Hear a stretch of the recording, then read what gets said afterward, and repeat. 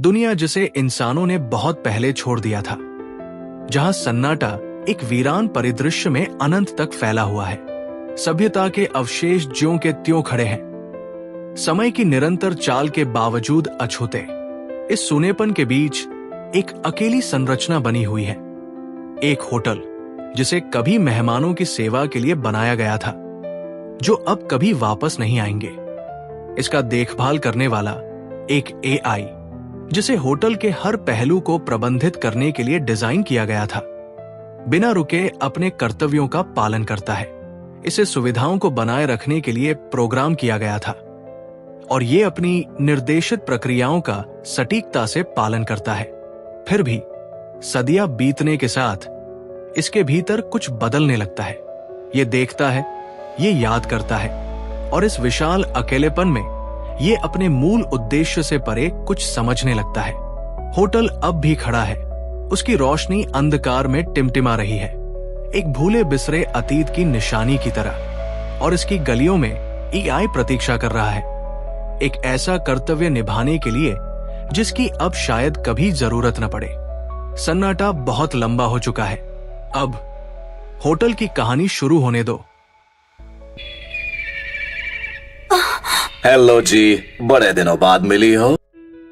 Hotel सन 2079 से। पिता, मुझे माफ कर दो। सब मुझे लुइस बुलाते थे। मेरा नाम लुइस है। मैं वर्तमान में एक निष्क्रिय जीवन जी रहा हूं और हवाएं मेरी यादों को धुंधला कर रही है। समय, मैं एक योग्य प्रबंधक बनना चाहता था। मैं अपनी धुंधली यादों में खोज कर रहा हूं और अचानक मुझे अपने पिता की याद आती है। ये पृथ्वी का अंतिम होटल है। मैं इस होटल का प्रबंधक हूं। होटल, वो होटल जो अंतहीन हवाओं में समाया हुआ है। वो क्षण जब दुनिया डूब गई। मेरी सबसे पुरानी याद जो मुझे याद आ सकती है। तुम्हें क्या लगता है कि आगे क्या होने वाला है, डॉक्टर डॉकिंस? संक्षेप में कहें तो मानवता ने आखिरकार पेंडोरा बॉक्स खोला है, जिसे महासागर कहा जाता है। समस्या यह है कि इंसानों ने समुद्र को गर्म कर दिया और समुद्र पानी और मीथेन का असीमित भंडार है। हमारे महानगर समुद्र में डूब गए और इंसानों को प्रवास करने के लिए मजबूर होना पड़ा। लेकिन ये महत्वपूर्ण नहीं है। जीवाश्म ईंधन के उपयोग ने तापमान को बढ़ा दिया। थर्मामीटर को 100 डिग्री दिखाना चाहिए और तब समुद्र गायब हो जाएगा। पृथ्वी फिर एक नए शुक्र ग्रह में बदल जाएगी। मानवता का विनाश निश्चित है। हर जीवधारी समाप्त हो जाएगा। इसके बाद पृथ्वी केवल एक अनंत नर्क बनकर रह जाएगी। ये भयानक श्रृंखला प्रतिक्रिया लगातार वातावरण को गर्म कर रही है। ये तापमान वृद्धि अधिक गैस उत्पन्न करती है और गैस की वृद्धि तापमान को और बढ़ाती है। लगभग वर्ष 2250 के आसपास कार्बन डाइऑक्साइड, मीथेन और जल वाष्प 3 गैसें हैं जो ग्रीन हाउस प्रभाव के लिए जिम्मेदार है। इस कारण से समुद्र और अधिक जल वाष्प छोड़ते हैं, जिससे तापमान बढ़ता जाता है। जब तापमान अपनी चरम सीमा पर होगा तब क्या होगा? अब कोई वापसी नहीं है। हमने पहले ही ट्रिगर दबा दिया है। मेरी गणना के अनुसार ये 270 डिग्री से अधिक नहीं होना चाहिए। सौभाग्य से ये शुक्र ग्रह जितना गर्म नहीं होगा। अधिकतम भार 30 टन से अधिक नहीं होगा। हमें इसे पहुंचने में 1,70,000 वर्ष लगेंगे। इसलिए ये जहाज न तो वर्तमान जीवित लोगों को बचा सकता है और न ही उनके उत्तराधिकारियों को। हम केवल अपनी प्रजाति के डीएनए और अपनी सभ्यता की यादों को बचा सकते हैं। यह है मेरा प्रस्ताव, एक जहाज बनाना। यहां से 127 प्रकाश वर्ष दूर एक आकाशगंगा है, जहां मानवता शरण ले सकती है हमारी मौजूदा तकनीक के साथ।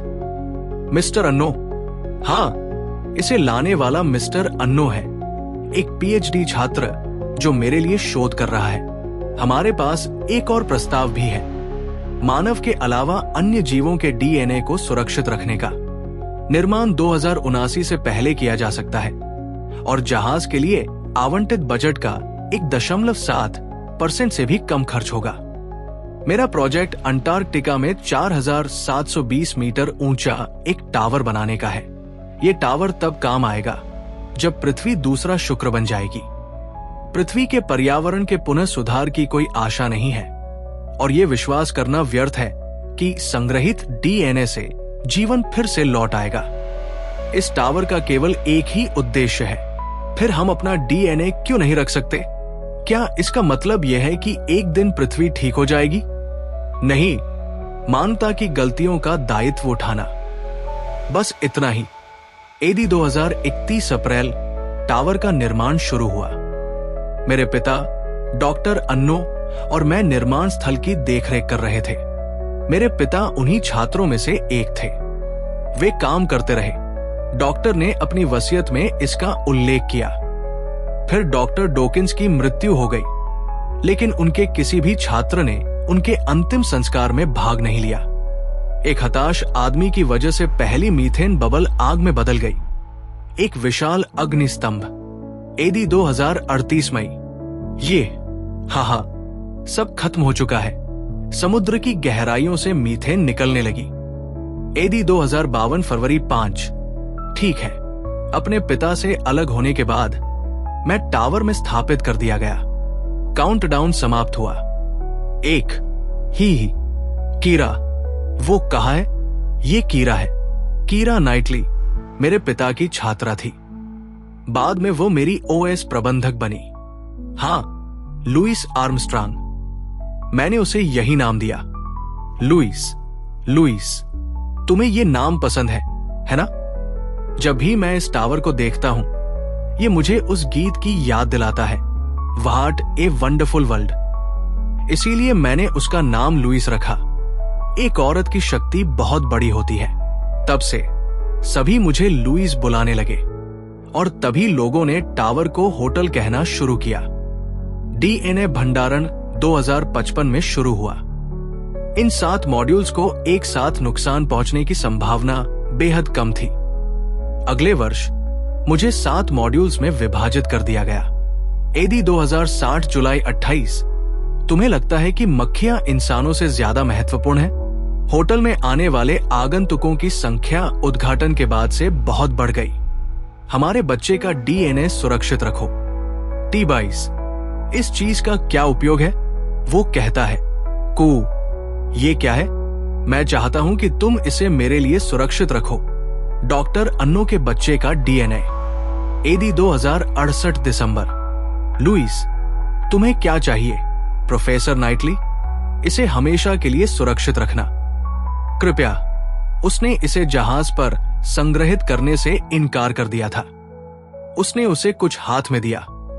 हमारा रास्ता वही है जो इन दुखी पुरुषों ने अपनाया था, है ना?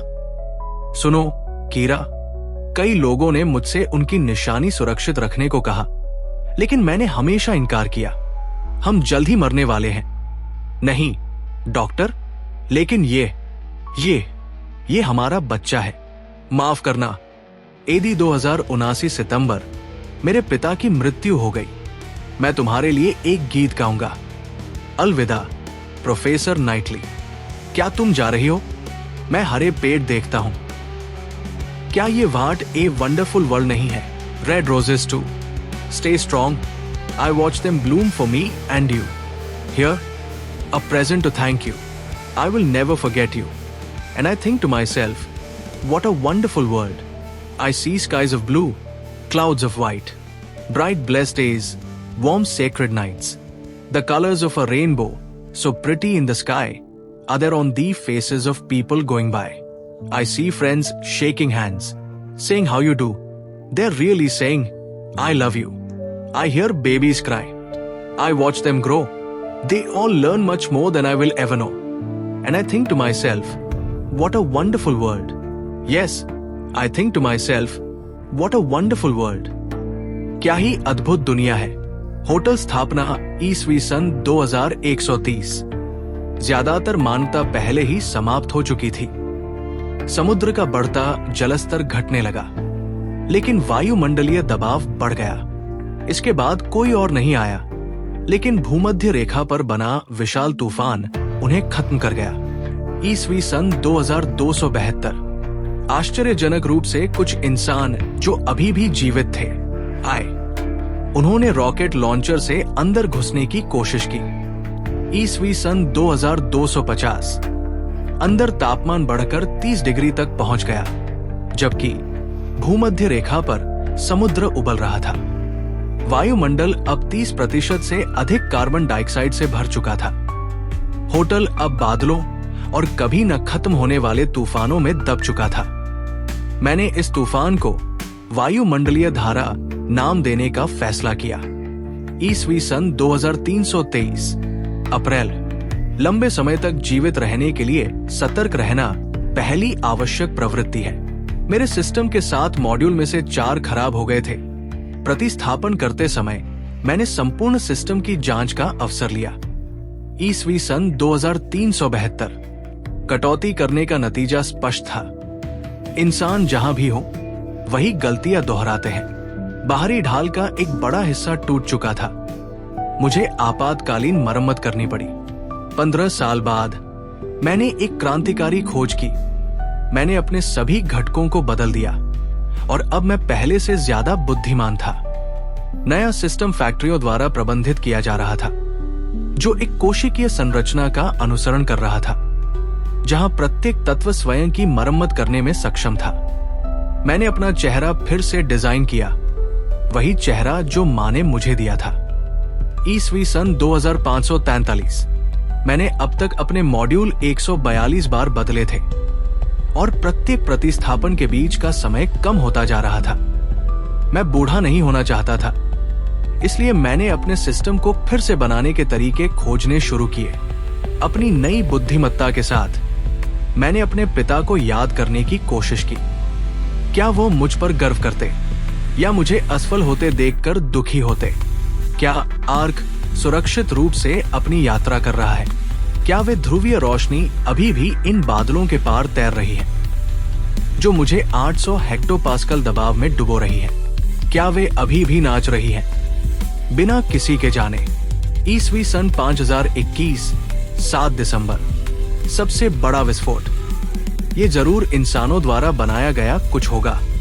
बहुत पहले एक अज्ञात वस्तु ने टावर की ऊंचाई लगभग 420 मीटर तक कम कर दी। अगर मेरे पिता जीवित होते तो वो मुझसे कहते कि पवन टरबाइन तापीय ऊर्जा प्रणालियों की तुलना में बिजली उत्पादन में बेहतर होते हैं। मैंने होटल के चारों ओर बहुत सारे पवन टरबाइन बनाए ताकि बिजली उत्पन्न कर सकूं। मुझे चिंता हो रही है।